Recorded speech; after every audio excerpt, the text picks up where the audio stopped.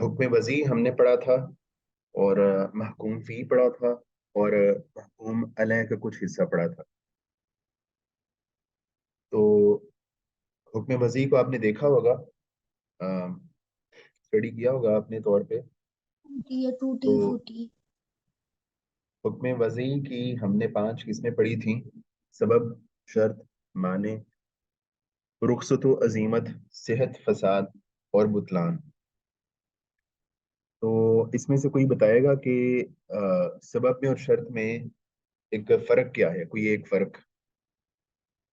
शेख मोहतरम, सबब के होने से हुक्म पे अमल होना हुक्म लाजम हो जाता है। जैसे कि सूरज के सूरज के जवाल ढलने से जोहर की नमाज का वक्त जो है वो हुक्म आ जाता है कि अब हमने वो नमाज पढ़नी है।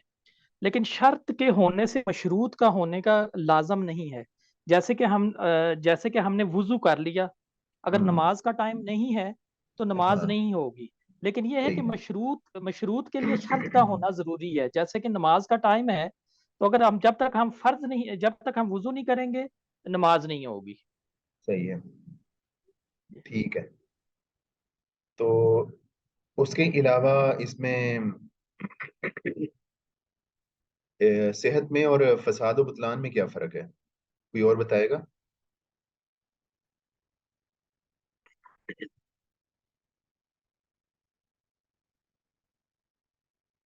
अच्छा, उसके अलावा हमने पढ़ा था इसमें महकूम फी, कि जिस चीज़ के बारे में हुक्म आ रहा है वो इंसान के इल्म में होना चाहिए, और दूसरा ये कि उसकी ताकत में होना चाहिए, उसकी इस्तिताअत में होना चाहिए। उसके अलावा हम जो पढ़ रहे थे एंड पे, वो था महकूम अलैह। और वो जो एक इंसान की एबिलिटी होती है या उसकी अहलियत होती है, वो दो तरह की होती है। एक है अहलियत वजूब, और दूसरी है अहलियत अदा। अहलियत वजूब वो है कि किसी शख्स पर कोई चीज़ कब जो है वो वाजिब हो जाती है। और अहलियत अदा का मतलब ये है कि उसकी उस काम को अदा करने की जो सलाहियत है या अहलियत है, उसको अहलियत अदा कहते हैं। अब जो अहलियत वजूब है, वो दो तरह की है। वो या तो नाकिस होगी या वो कामिल होगी। तो जिस तरह के हमने कहा था कि हर कोई भी शख्स है, उसके कुछ हुकूक होते हैं जो उसने दूसरों से लेने होते हैं, और कुछ उस पर फ़राइज़ होते हैं जो उसने दूसरों के अदा करने होते, दूसरों के हुकूक अदा करने होते हैं। जो हर इंसान ने कुछ हुकूक लेने होते हैं, और कुछ जिम्मेदारियां, कुछ फ़राइज़ अदा करने होते हैं।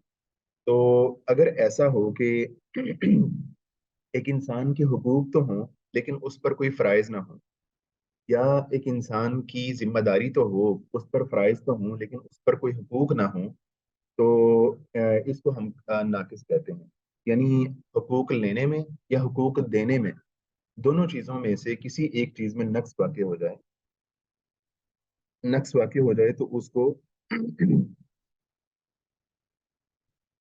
स्क्रीन नहीं शो हुई भला? नहीं शेख मोहतरम, स्क्रीन नहीं शो हो रही। हाँ, चले। तो अहलियत वजूब वजूब हम पढ़ रहे हैं कि या तो वो नाकिस होगी या कामिल होगी। तो अगर एक शख्स के जो उसने हुकूक देने हैं या उसने हुकूक लेने हैं, उसमें नक्स हो, तो इसको हम नाकिस कहेंगे।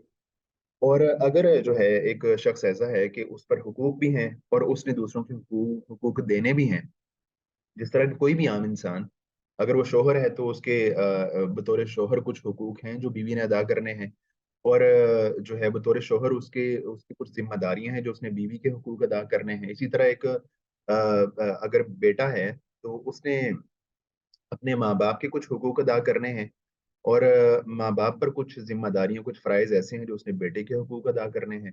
तो अगर कोई फर्द ऐसा है कि उसके हुकूक भी हैं और उस पर फ़राइज़ भी हैं, तो उसको जो है ना हम कामिल कहेंगे। तो नाकिस की मिसाल हम जो है वो पढ़ते हैं उसमें, किताब में पढ़ते हैं। दूसरी जो अहलियत है वो है अहलियत अदा। تو یعنی کسی بھی کام کو ادا کرنے کی اہلیت، تو یہ 3 طرح کی ہے. یا تو جو اہلیت ہے وہ سرے سے ہو ہی نہ، کسی شخص میں کوئی اہلیت ہو ہی نہ. ایک شخص ایسا ہے کہ جو سویا ہوا ہے، یا ایک شخص ایسا ہے کہ جو پاگل ہے، مجنون ہے، تو اس سے تو کسی بھی چیز کی ادائیگی کا مطالبہ نہیں کیا جائے گا. ایک بندہ سویا ہوا ہے تو اس پر جو ہے کوئی چیز فرض نہیں ہے، وہ اب سویا ہوا ہے. تو یہ اہلیت یا تو سرے سے نہ ہو، یا اگر ہو تو جو ہے نا اس وقت مفقود ہو چکے ہو، جیسے ایک بندہ سویا ہوا ہو. یا اہلیت سرے سے نہ ہو، جس طرح پاگل ہے. تو جو ہے یا تو جو ادا کرنے کی اہلیت ہے یہ 3 طرح کی ہے. پہلی ہے کہ یہ اہلیت سرے سے ہو ہی نہ. دوسری ہے کہ اہلیت تو ہو لیکن وہ ناقص ہو. مثال کے طور پہ ایک بچہ ہے، کم عمر بچہ ہے، تو کسی کام کو کرنے کی اہلیت تو اس کی ہے، لیکن وہ اہلیت کامل نہیں ہے، اس میں نقص ہے. وہ ابھی بڑا نہیں ہوا، بالغ نہیں ہوا، جوان نہیں ہوا. تو اس لیے اس کی اہلیت کسی نہ کسی حد تک تو ہے، لیکن اس اہلیت میں نقص ہے. تیسری ہے کہ اہلیت مکمل طور پر ہو. کوئی بھی عام انسان جو کہ عاقل ہے، بالغ ہے، سمجھدار ہے، جاگ رہا ہے، تو اس کی اہلیت مکمل ہے. تو جو محکوم علیہ شخص ہے وہ 2 طرح کی اس کی قسمیں ہیں. ایک اہلیت وجوب، کسی بھی کام کے واجب ہونے کی اہلیت، اور دوسری ہے کہ کسی بھی کام کو ادا کرنے کی اہلیت. تو اہلیت وجوب ہے، کس بنیاد پہ اس پہ کوئی چیز واجب ہوتی ہے، وہ جو اہلیت ہے وہ یا ناقص ہوگی یا کامل ہوگی. اور جو اہلیت ادا ہے وہ 3 طرح کی ہے. اہلیت یا تو سرے سے ہی نہ ہو، یا پھر جو ہے اہلیت ناقص ہو، یا پھر اہلیت مکمل طور پر ایک شخص میں موجود ہو. تو اس کو ہم کتاب میں دیکھ لیتے ہیں. محکوم علیہ یعنی مکلف سے مراد وہ بندہ یا انسان ہے جس کے فعل سے شرعی حکم متعلق ہوتا ہے. شریعت نے اس کے سلسلے میں یہ رعایت رکھی ہے کہ مسلمان ہونے کے ساتھ ساتھ وہ عاقل و بالغ ہو اور حکم کو سمجھنے اور اس پر عمل کرنے کی اہلیت رکھتا ہو. اگر وہ ایسا نہیں ہے تو شرعی احکام کا مکلف بھی نہیں ہے. یہ ہے انسان کی اہلیت کے بارے میں اسلام کا عام حکم. لیکن انسان پر ماں کے پیٹ میں جنین ہونے سے لے کر وفات تک، بلکہ وفات کے وفات کے بھی بعد تک جو مختلف حالات طاری ہوتے ہیں، ان کو مد نظر رکھتے ہوئے اس اہلیت کی مندرجہ ذیل 2 شقیں ہیں: اہلیت وجوب، اور اس کے بعد اگلی آئے گی اہلیت ادا. جو اہلیت وجوب ہے یعنی محض انسان ہونے کے تعلق سے اس کی یہ اہلیت کے اپنے حقوق پائے اور فرائض ادا کرے، خواہ وہ بالغ ہو یا بچہ، سمجھدار ہو یا غیر سمجھ. تو جو ہے نا وہ حقوق پائے اور جو ہے وہ فرائض ادا کرے، اس کو اہلیت وجوب کہتے ہیں. اور لیکن آگے اس کی تفصیل یہ ہے کہ وہ جو اہلیت ہے یا ناقص ہوتی ہے یا پھر کامل ہوتی ہے. اس کے ناقص ہونے کا مطلب یہ ہے کہ انسان کے لیے حقوق تو ہوں لیکن اس کے ذمہ کوئی فرض نہ ہو. اس کے لیے کوئی حقوق ہیں لیکن اس کے ذمہ کوئی فرض نہیں ہے. یا یہ کہ اس کے ذمہ فرائض تو ہوں لیکن اس کے لیے کوئی حق نہ ہو، یعنی دونوں چیزوں میں سے ایک چیز میں نقص واقع ہو جائے. اور اس کے کامل ہونے کا مطلب یہ ہے کہ اس کے لیے حقوق بھی ہوں اور اس کے ذمہ فرائض بھی ہوں. یہ کلیئر ہے بات یہ والی؟ اگر یعنی حقوق بھی ہوں گے اور فرائض بھی ہوں گے تو اس کو ہم کامل کہیں گے، اور اگر حقوق یا فرائض میں سے کوئی ایک چیز مس ہوگی تو اس کو ہم ناقص کہیں گے. اس کے ناقص ہونے کی مثال ماں کے پیٹ میں جنین کی اہلیت ہے، جس کے حقوق ہوتے ہیں کہ وہ وارث بن سکتا ہے. ایک بچہ جو ہے ماں کے پیٹ میں وجود پا چکا ہے تو اس کا حق یہ ہے کہ اگر اس کا جس کی جائیداد کو اس نے وارث بننا ہے اگر وہ فوت ہو جاتا ہے تو وہ وارث بنے گا. اور یہ کہ اس کے لیے وصیت کی جا سکتی ہے، اس کا حق ہے کہ اس کے لیے وصیت کی جا سکتی ہے، لیکن کسی دوسرے کے لیے اس کے ذمہ کوئی فرض نہیں ہوتا. اب بچہ ماں کے پیٹ میں ہے تو اس کے لیے حق تو ہے، لیکن اس کے لیے کوئی فرض نہیں ہے کہ اس نے یہ ذمہ داری ادا کرنی ہے. یا اس کی دوسری مثال میت کی اہلیت کی ہے، کیونکہ اگر وہ مقروض مرتا ہے تو قرض خواہوں کے اس کے ذمہ حقوق باقی رہتے ہیں اور خود اس کے لیے کوئی حق نہیں ہوتا. اب وہ میت ہے، اس کے لیے کوئی حق نہیں ہے. جو عام طور پہ حقوق ہوتے ہیں، مثلا باپ بیٹے کا حق ہوتا ہے جس طرح، یا میاں بیوی کا حق ہوتا ہے، تو اب اس کے لیے کوئی حق نہیں رہا، وہ تو اب میت ہے. لیکن اگر وہ مقروض ہے تو اس کے ذمے جو ہے وہ ایک ذمہ داری رہے گی کہ اس نے جو مقروض ہیں ان کا قرض جو ہے ادا کرنا ہے. اور اس کی جو ہے جس طرح حدیث میں آتا ہے کہ जब तक उसके जिम्मेदार जो वो रसा हैं उसका कर्ज अदा नहीं करते तो उसका मामला जो है वो लटका रहता है। तो अब अगरचे वो मैयत है लेकिन उसके जिम्मा जो है वो एक फर्ज मौजूद है कि उसने कर्ज ख्वाहों के कर्ज अदा करने हैं, उसके लिए वो कोई एहतमाम करके जाए, उसके लिए वो किसी को कह के जाए या इस तरह का मामला करके जाए। तो अब यहाँ पे भी नक्स आ गया। उसके अब जो बच्चा था माँ के पेट में उसका हक था, लेकिन उसके जिम्मा कोई फर्ज नहीं था। और जो मैयत है उसके जिम्मा फर्ज है लेकिन अब उसका हक कोई नहीं। इसकी काम यानी ये नाकिस की मिसाल है। इसके कामिल होने की मिसाल वो अहलियत है जो हर इंसान को उसके पैदा होने से लेकर उसकी जिंदगी के आखिरी लम्हे तक हासिल होती है। जिंदगी के हर मरहले में उसके लिए हुकूक भी होते हैं और उसके जिम्मे फराइज भी। इस लिहाज से उसकी अहलियत वजूब कामिल हुई। उसकी अहलियत वजूब कामिल हुई। तो अगर एक इंसान के जिम्मा फराइज भी हैं और उसके जिम्मा और उसके हुकूक भी हैं तो इस सूरत में इसको हम कामिल कहेंगे। उसके बाद अगली जो किस्म है वो है अहलियत अदा।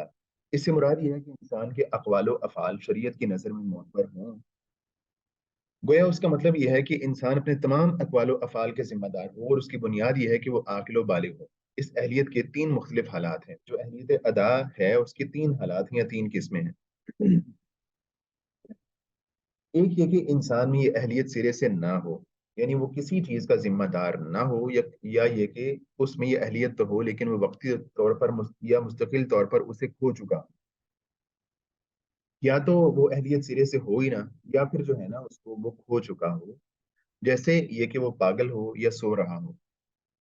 तो यानी जब सो रहा है एक बंदा तो पक्की तौर पे वो उस अहलियत को खो चुका है। या अगर एक बंदा पागल है तो वो जाहिर है, अगर एक बंदा मुस्तकिल पागल है तो जाहिर है कि मुस्तकिल तौर पे वो उस अहलियत को खो चुका है। इन दोनों सूरतों में चूंकि उसके साथ अकल नहीं होती इसलिए उस पर उसके किसी कौल या फेल की कोई जिम्मेदारी नहीं होती। दूसरी किस्म इसकी ये है कि ये अहलियत तो हो लेकिन वो नाकिस हो। जैसे कि वो बातमीज बच्चा हो जो अभी बालिग ना हुआ हो, या वो कम अकल हो। यानी एक बच्चा है लेकिन वो अभी छोटा है, उसकी अकल तो सलामत है लेकिन अभी छोटा है। या जो है एक शख्स आकिल है लेकिन वो मजनून होने के करीब है, दरमियान दरमियान में। इस हाल में उसके जो अफाल उसके लिए नफा बख्श होंगे उन्हें सही समझा जाएगा। जैसे ये कि वो हदिया या सदका कबूल करे, उसके लिए उसे अपने वली की इजाजत की जरूरत नहीं है। यानी जो पहली किस्म है ना, जिसमें अहलियत सिरे से ना हो, तो उसमें उसके किसी भी अफाल अकवाल की कोई जिम्मेदारी कबूल नहीं की जाएगी। मिसाल के तौर पे अगर एक शख्स पागल है और वो कहता है कि मैं सैलाब जदगान को जो है वो दे देता हूँ, 2 करोड़ रुपया दे रहा हूँ। तो अगर अगर वो पागल है, इस सूरत में उसका जो है ना ये बात कबूल या तस्लीम नहीं की जाएगी। लेकिन अगर अहलियत जो है उसकी ऐसी है कि वो उसमें नक्स तो है, अहलियत तो है उसमें लेकिन उसमें कुछ ना कुछ नक्स है। जैसा कि एक बच्चा है जो अभी बलूगत को नहीं पहुंचा, या एक बंदा ऐसा है जो जरा सीधा टाइप का बंदा है, वो ना तो मुकम्मल तौर पे आकिल है ना ही वो मुकम्मल तौर पे जो है वो पागल है, दरमियान की चीज है। तो ऐसे में उसके बाज चीजों को जो है तस्लीम किया जाएगा। मिसाल के तौर पे वो हदिया या सदका कबूल करे। अगर उसको कोई हदिया देता है या उसको कोई सदका देता है तो उसको तस्लीम किया जाएगा, वो हदिया उसी का समझा जाएगा, वो तोहफा उसी का समझा जाएगा। उसके लिए उसे अपने वली की इजाजत की जरूरत नहीं है। लेकिन उसके जो अफाल उसके लिए नुकसानदेह होंगे, जैसे उसकी दी हुई खैरात या तलाक, तो उन्हें सही नहीं समझा जाएगा। तो जो ऐसा बंदा है जो दरमियान दरमियान में है तो उसके बाद चीजों को तस्लीम किया जाएगा, ऐसी चीजों को जिसमें उसको नुकसान नहीं है। लेकिन जिन चीजों में उसको नुकसान हो रहा होगा ना उनको तस्लीम नहीं किया जाएगा जब तक कि वली की इजाजत ना हो। मिसाल के तौर पे एक कम उम्र बच्चा है, उसका निकाह हो गया बचपन में। तो अगर वो बचपन की हालत में बचपने में तलाक क्या देता है, बीवी को तलाक क्या देता है, तलाक दे देता है, तो उसकी جو ہے اس بات کو تسلیم نہیں کیا جائے گا جب تک ولی کی اجازت نہ ہو. یا اسی طرح اگر ایسا بندہ وہ کہتا ہے میں سلاب زد خان کو 2 کروڑ روپیہ دے دیتا ہوں، تو اس کو تسلیم نہیں کیا جائے گا جب تک کہ ولی کی اجازت نہ ہو. البتہ اگر اس کو کچھ چیزوں میں فائدہ مل رہا ہے، اس نے تحفہ دیا ہے، کسی نے کچھ پیسے دیے ہیں، تو وہ اس کا مالک ہوگا اور اس چیز کو تسلیم کیا جائے گا. اس میں تھوڑا سا فرق ہے. اس کے بعد تیسری قسم ہے یہ کہ اس میں یہ اہلیت مکمل طور پر ہو، اور وہ اس وقت جب وہ بالغ ہو جائے اور وہ عاقل بھی ہو. یعنی جب ایک بندہ عاقل ہو گیا، بالغ ہو گیا، سمجھدار ہو گیا، تو اب اس کی اہلیت جو ہے وہ مکمل ہے، اس کی جو ہے ساری چیزوں کو تسلیم کیا جائے گا. تو جو اہلیت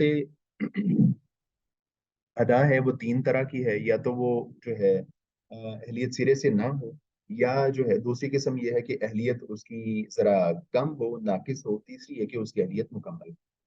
تو یہ محکوم علیہ ہے. اس کے حوالے سے اگر آپ کو کوئی کوشچن ہو، ورنہ ہم آگے چلتے ہیں.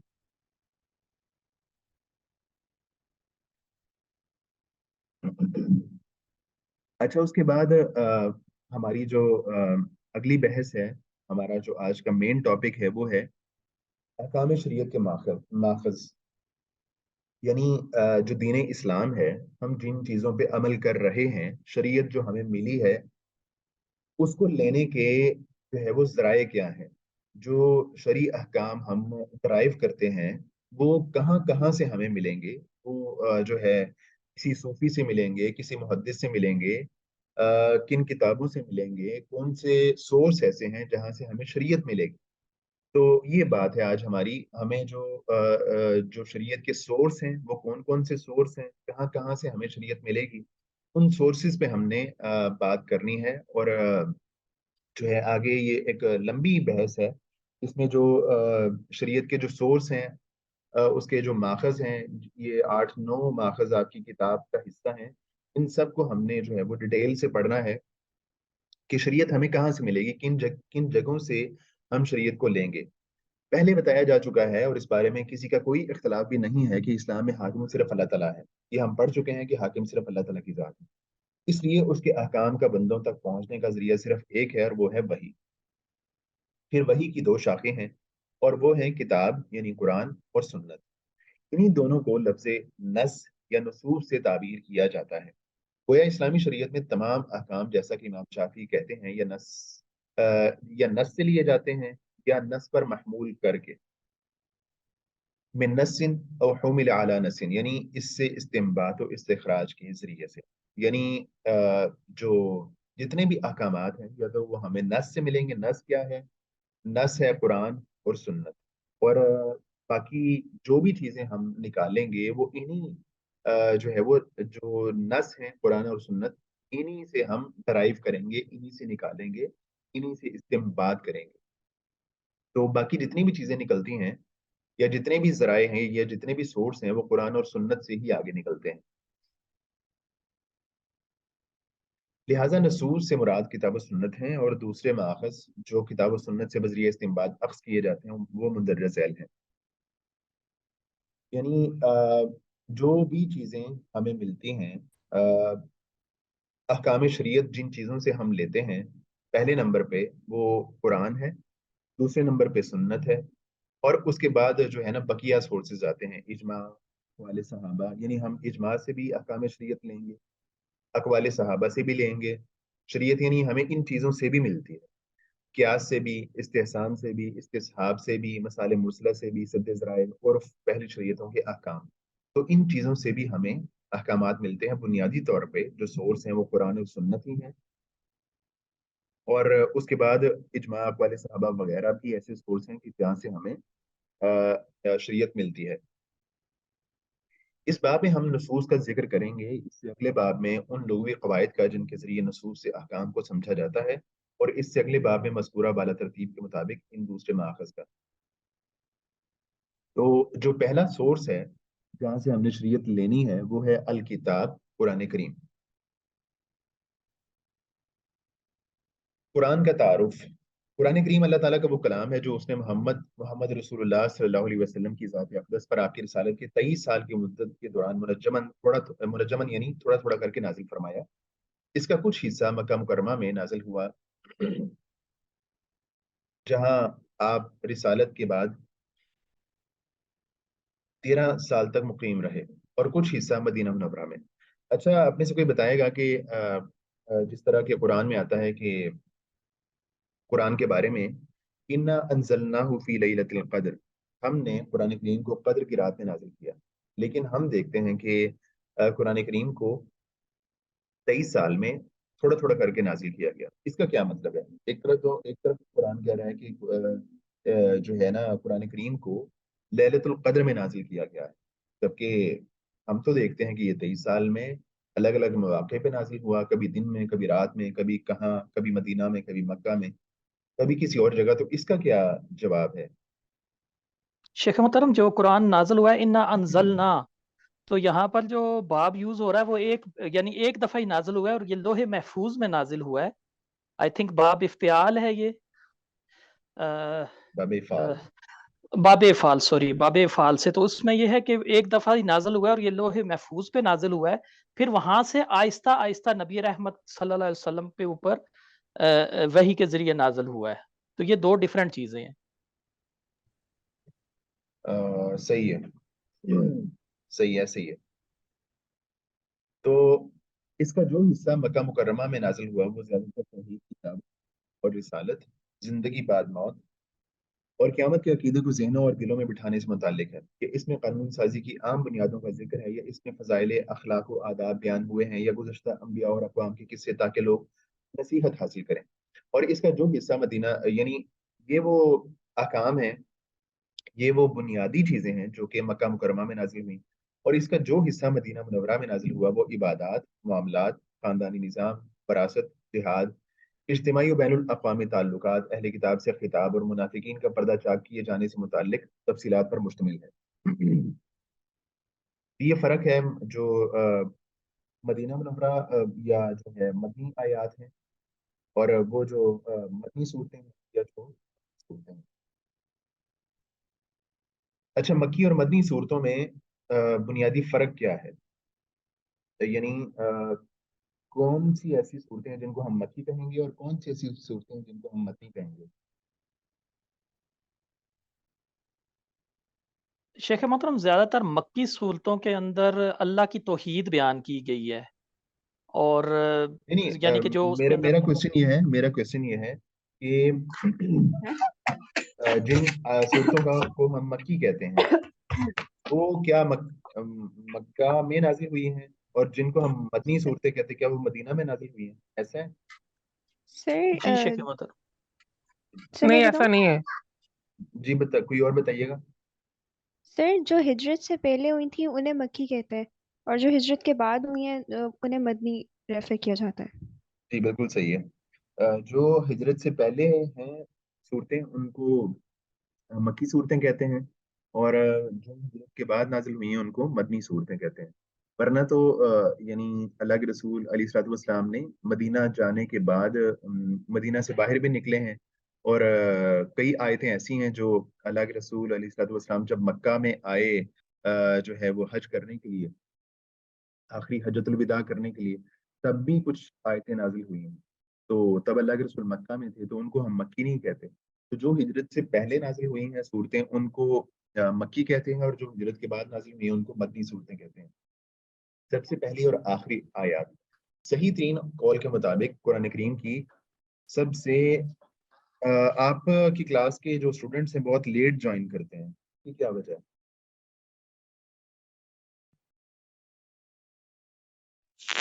سر ہماری طرف ٹائم بہت ارلی تھا تو اس لیے دیر ہو گئی،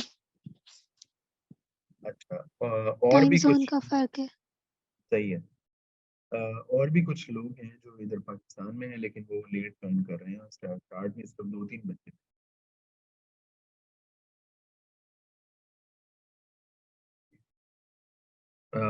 کیا نام ہے آپ کی کلاس کے اسٹوڈنٹس کتنے ہی جوائن کرتے ہیں؟ 11 12 10 11 یا اس سے زیادہ بھی ہوتے ہیں؟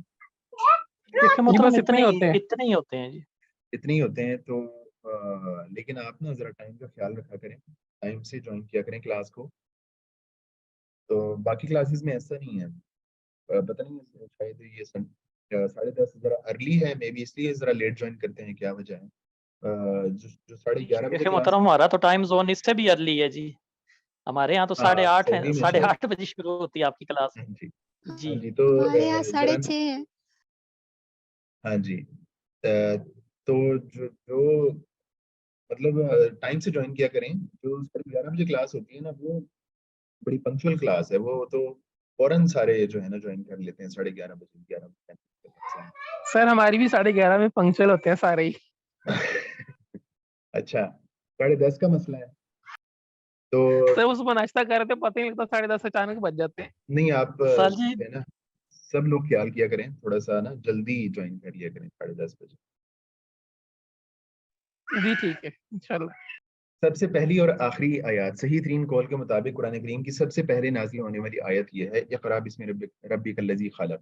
اور اس کی سب سے آخر میں نازل ہونے والی، جیسا کہ صحیح بخاری میں حضرت عبداللہ بن عباس رضی اللہ تعالیٰ عنہما سے روایت ہے، یہ آیت ہے یا ایھا الذین آمنوا اتقوا اللہ وذروا ما بقی من الربا. یعنی یہ والی آخری آیت ہے، اور اس کی جو اگلی 2 آیتیں ہیں وہ اس کے ساتھ ہیں. اس کے 23 سال تک تھوڑا تھوڑا نازل ہونے میں متعدد حکمتیں ہیں، جن میں سے چند یہ ہیں. نمبر 1، دعوتی مہم کے دوران میں رسول اللہ صلی اللہ علیہ وسلم کی رہنمائی فرمانا، سمجھانا اور دل جوئی کرنا، دشمنوں کو چیلنج دینا اور ان کے قرآن کے اعجاز کو واضح کرنا، اس کے سمجھنے اور اسے زبانی یاد کرنے میں مسلمانوں کو آسانی بہم پہنچانا، احکام کے مقرر کیے جانے اور ان کو ذہنوں میں بٹھائے جانے سے متعلق ایک خاص تدریج سے بدلتے ہوئے حالات کا ساتھ دینا، اس بات کا ناقابل تردید ثبوت پیش کرنا کہ قرآن کا نزول ایک حکیم و حمید ہستی کی طرف سے ہوا ہے.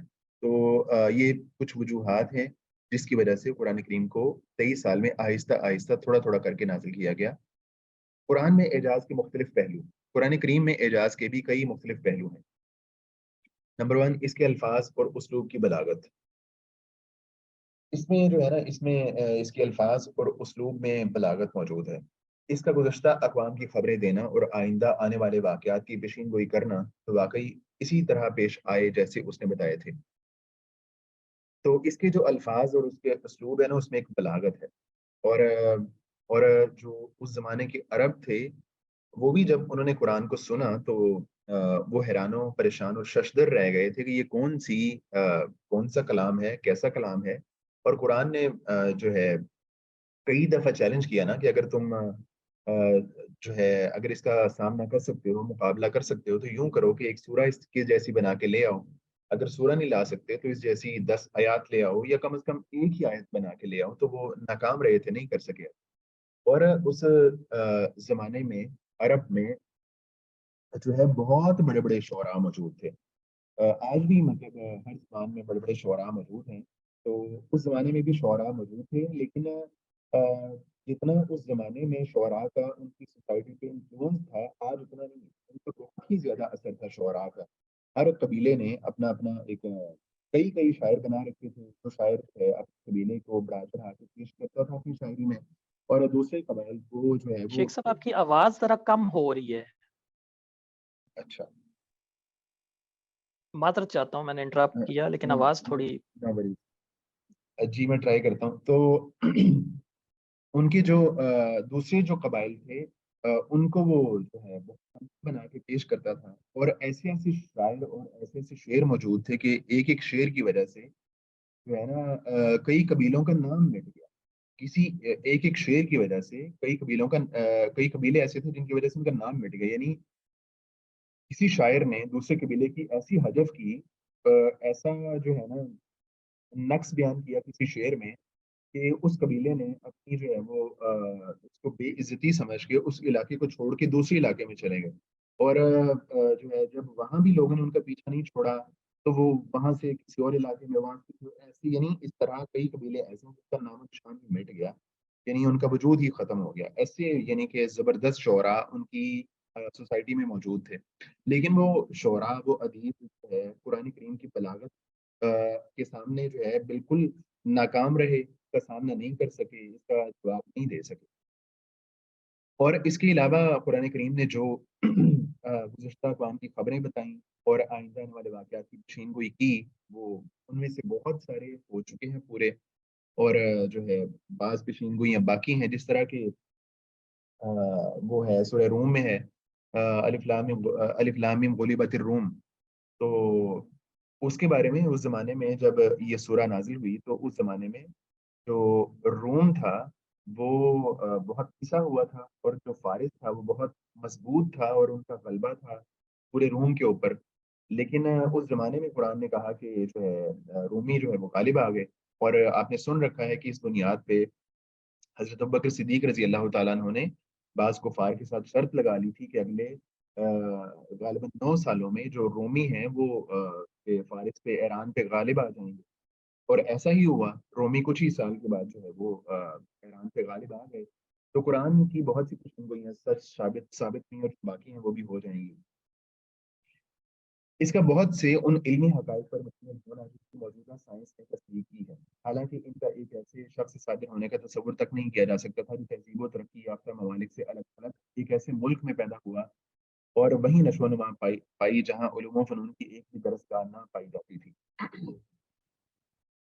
اس کا لوگوں کو شریعت دے کر ان کے حقوق کی نگہداشت کرنا اور ایک ایسا مثالی معاشرہ بنانا جس میں انسانیت کو ثابت ہو اور جو اس کے زیر سایہ آئے، چاہے وہ مرد ہو یا عورت، آزاد ہو یا غلام، چھوٹا ہو یا بڑا ہو، حالت جنگ کی ہو یا امن کی، اس میں اسے عدل و انصاف اور مکمل آزادی کی ضمانت حاصل ہے. قرآن کریم میں کوئی لفظ غیر عربی نہیں ہے.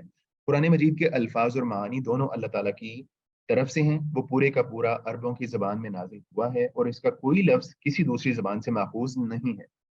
اسی لیے امام شافعی رحمہ اللہ اپنی کتاب الرسالہ میں زور دیتے ہیں کہ جو شخص عربوں کی زبان، اس کے متنوع اسالیب اور مختلف مواقع پر ان کے استعمال سے واقفیت نہ رکھتا ہو، اسے ہرگز اس کے معانی و مطالب معلوم کرنے کی کوشش نہیں کرنی چاہیے. اور یہ کہ ہر مسلمان کے لیے اس کا کم از کم اتنا علم رکھنا ناگزیر ہے، ضروری ہے، جس سے وہ اپنے دین کی صحیح طور پر پیروی کر سکے. تو اگر کوئی شخص قرآن کو سمجھنا چاہتا ہے تو عربوں کی زبان کے اسالیب سے واقفیت حاصل کرنا ہوگی، ورنہ اس کو قرآن سمجھ نہیں آئے گا. قرآن کا تواتر قرآن کا رسول اللہ صلی اللہ علیہ وسلم سے منقول ہونا کامل تواتر سے، یعنی ایک ایسے ذریعے سے ہے جو انسانی تصور کے مطابق علم و یقین کے بلند ترین مرتبے کا پتہ دیتا ہے.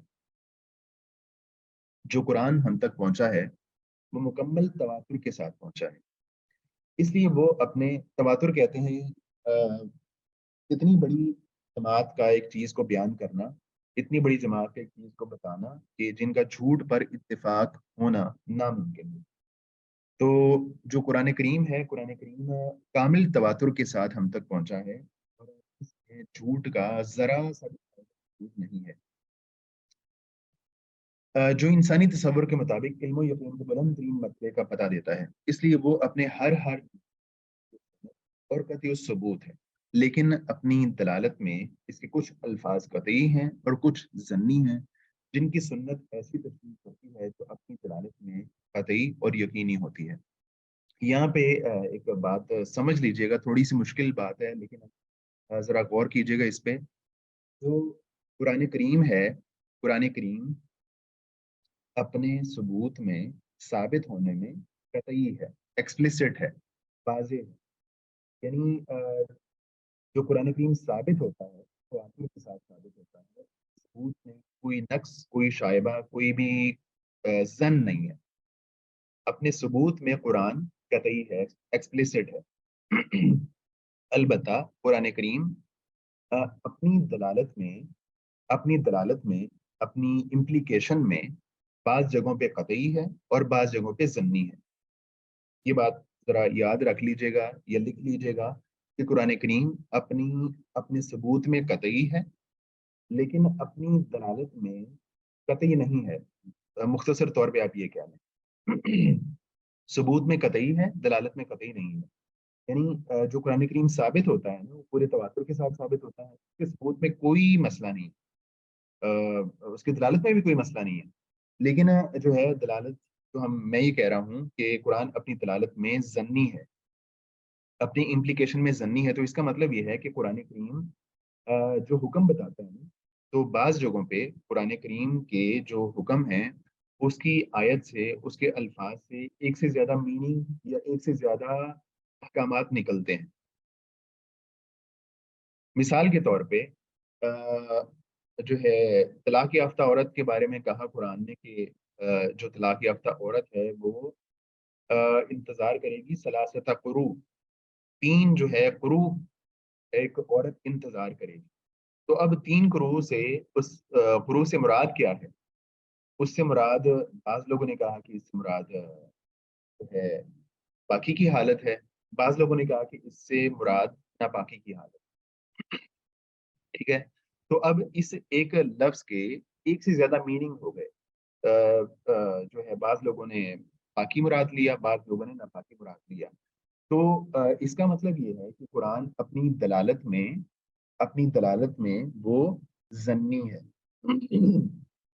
اپنی امپلیکیشن میں ظنی ہے، جبکہ اپنے ثبوت میں قرآن جو ہے وہ قطعی ہے. اس کے مقابلے میں جو سنت ہے یا جو حدیث ہے وہ اس سے الٹ ہے،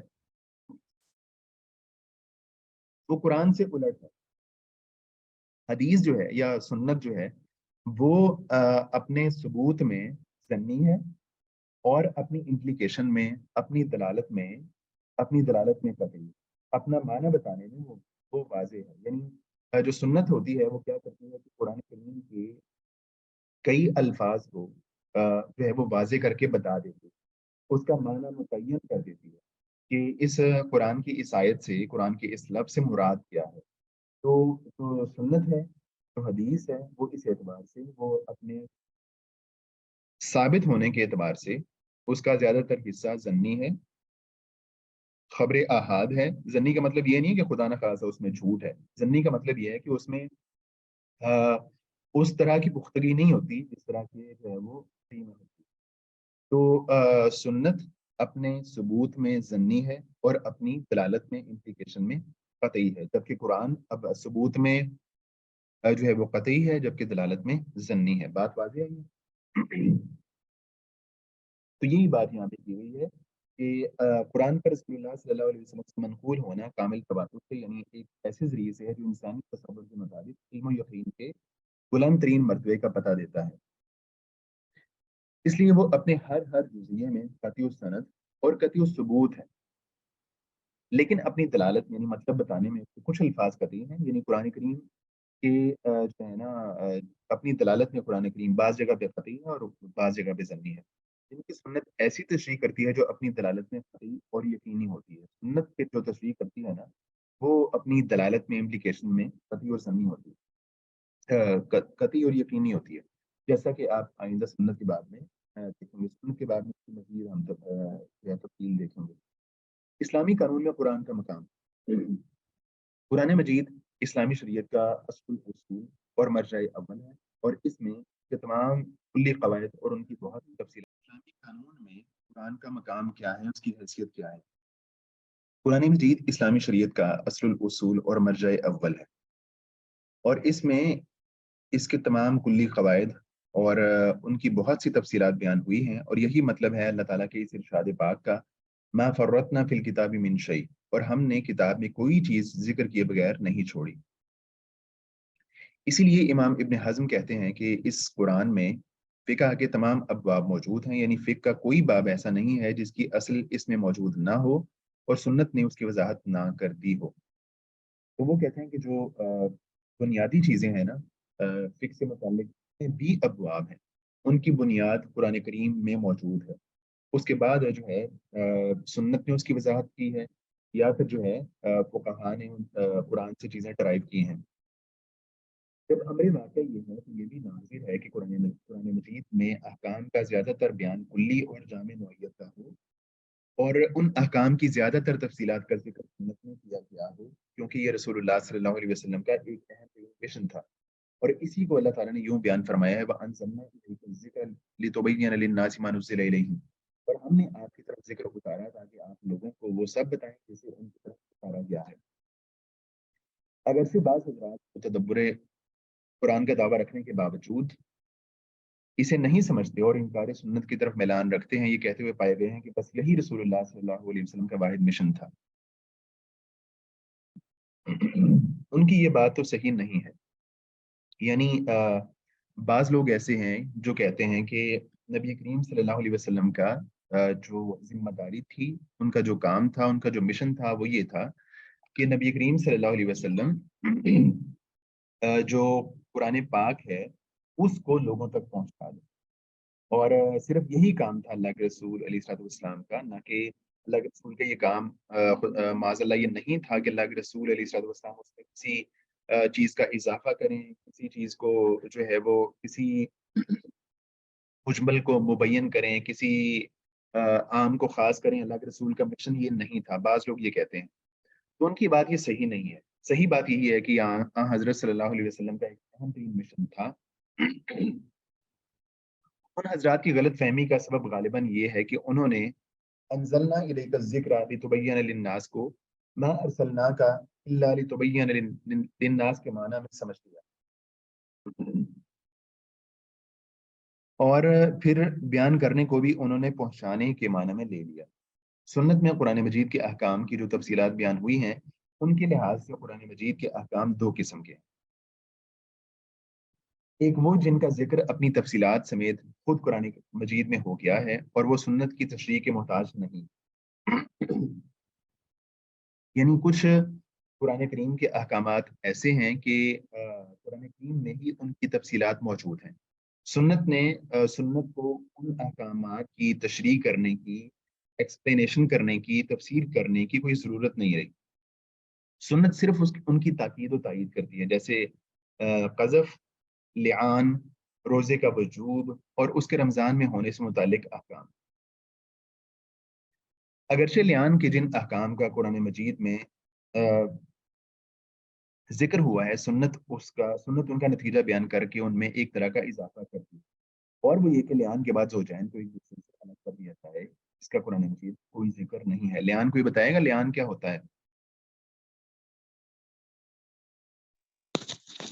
ایک دوسرے کے خلاف گواہی دینا، جی بالکل۔ قذف، ہسبینڈ اور وائف کا ایک یہ جو دوسرے چیزیں کے ہیں نا، یہ جو خلاف۔ اصطلاحات ہیں، ایک قذف ہے، ایک لعان ہے۔ قذف سے مراد یہ ہے کہ قذف کہتے ہیں بہتان لگانے کو۔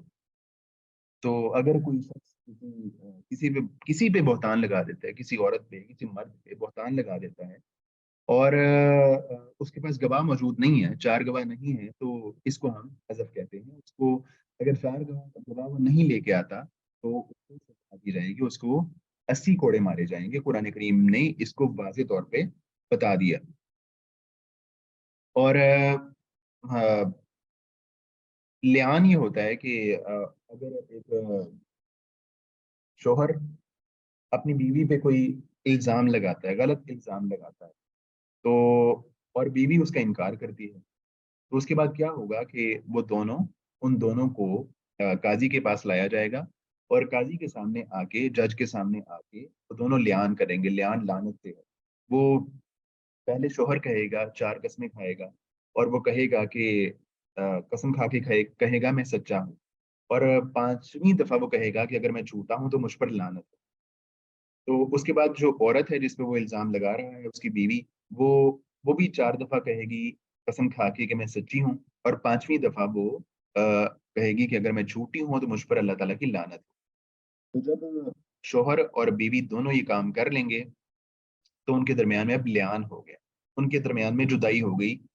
اب شوہر کے الزام کی وجہ سے اس عورت کو سزا نہیں دی جائے گی اگر وہ قسمیں کھا لیتی ہے، تو اس کو لعان کہتے ہیں۔ ان کے درمیان میں علیحدگی ہو جائے گی، اور اس کا ذکر قرآن مجید نے تفصیل کے ساتھ کر دیا ہے۔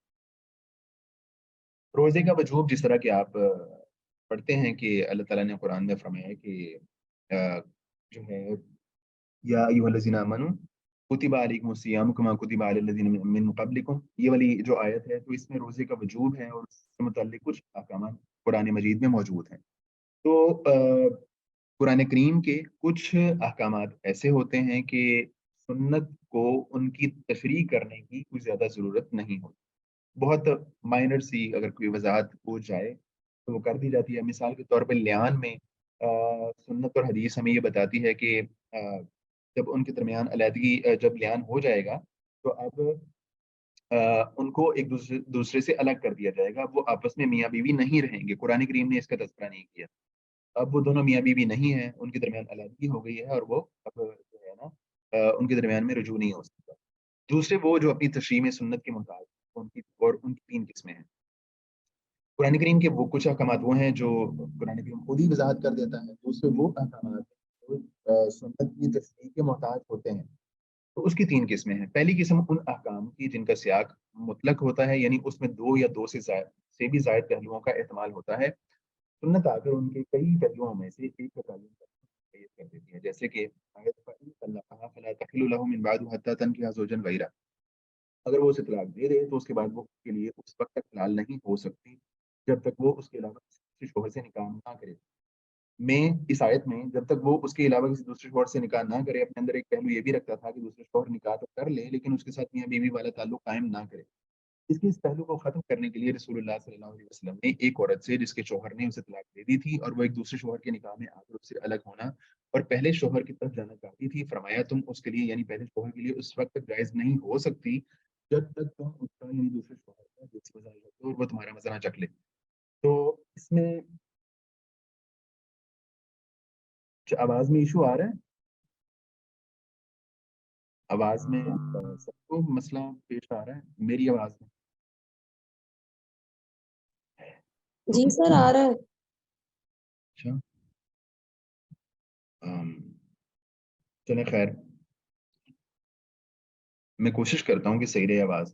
تو پہلی جو قسم ہے وہ یہ ہے کہ جو ہے نا ایک قرآن کریم میں کوئی حکم بیان ہوتا ہے تو سنت کیا کرتی ہے، اس کا ایک پہلو متعین کر دیتی ہے، یا اس میں یہ ہوتا ہے کہ ایک سے زائد پہلوؤں کا احتمال ہوتا ہے تو سنت آتی کیا کرتی ہے اس کو مقید کر دیتی ہے. مثال کے طور پہ یہ جو آیت ہے نا اس میں کہا گیا کہ ایک طلاق یافتہ عورت ہے وہ جب تک کسی، کیا آپ کو سمجھ آ گئی اس مثال کی وضاحت کی ضرورت ہے؟ ٹائم اصل میں تھوڑا رہ گیا. اصل میں یہاں یہ کہا گیا ہے کہ اگر ایک مرد شوہر کو طلاق دے دیتا ہے تو اس کے بعد وہ اگر دوبارہ اسی شوہر سے نکاح کرنا چاہتی ہے جس نے اس کو طلاق دی ہے تو وہ تب تک اس شوہر کے پاس واپس نہیں آ سکتی جب تک وہ کسی اور مرد کے ساتھ شادی نہ کرے.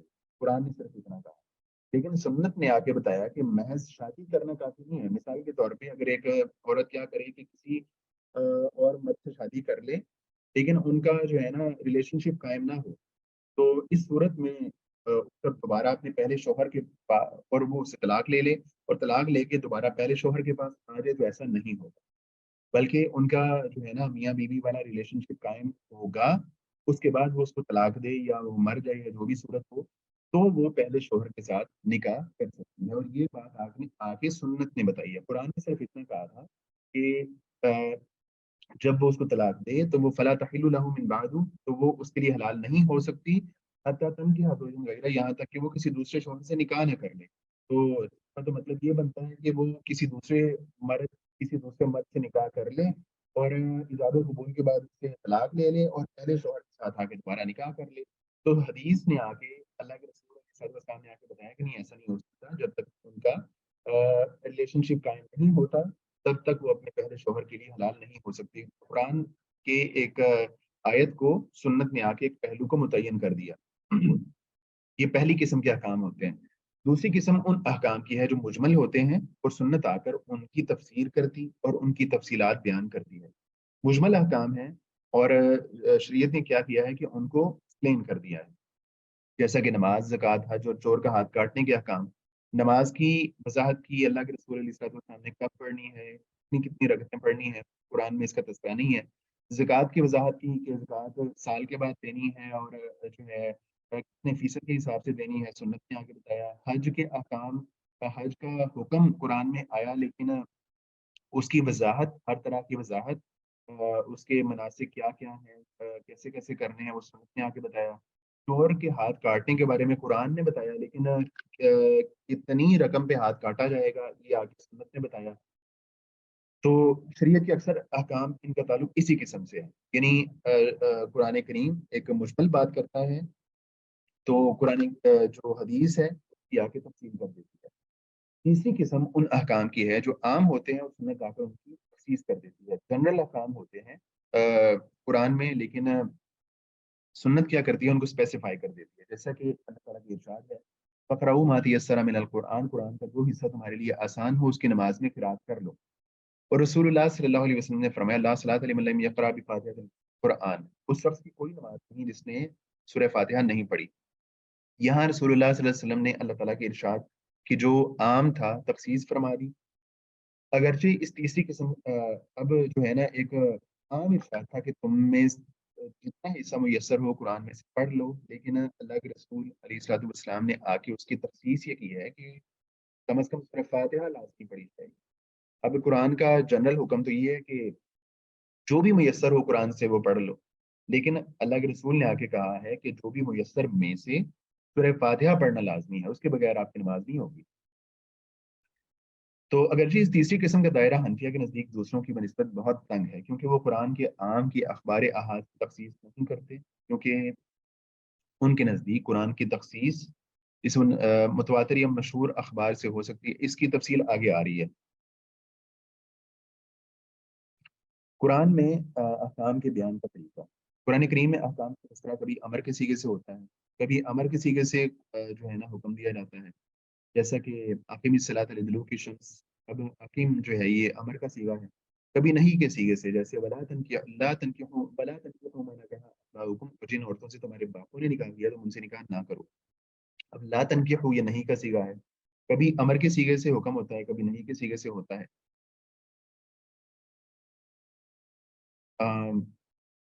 جی نیکسٹ کلاس کا ٹائم ہو گیا ہے، تو بس یہ تقریباً مکمل ہو گیا. اس کو اپنا خود دیکھ لیجیے گا. تو اگلے لیکچر سے ہم سنت کا جو ٹاپک ہے اس کو ہم پڑھیں گے. ٹھیک ہے جی.